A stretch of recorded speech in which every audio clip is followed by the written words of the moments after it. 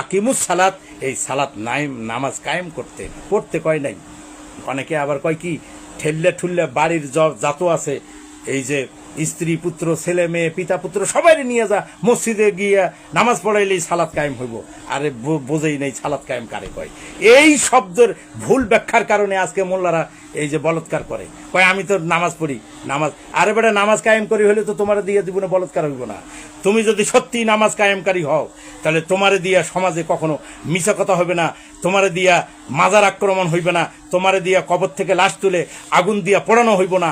কেন? কারণ তুমি সালাত কায়েমকারী। সালাত কায়েমকারী আবার এই এই বলৎকার করে কেমনে? সালাত কায়েমকারী আবার এই 11 বছর শিশুরে আকাম করে গর্ভবতী করে কেমনে? তাহলে তো সালাত কায়েমকারী হইল না। তাহলে বুঝা গেল ওই হালায় মুসল্লি। মুসল্লি মানে কি?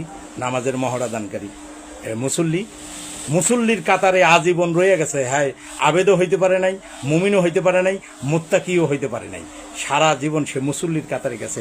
আর এই জন্যই আল্লাহ বলছে ফাওয়াইলুল লিল মুসাল্লিন, শব্দ প্রশ্ন থেকেই যায়।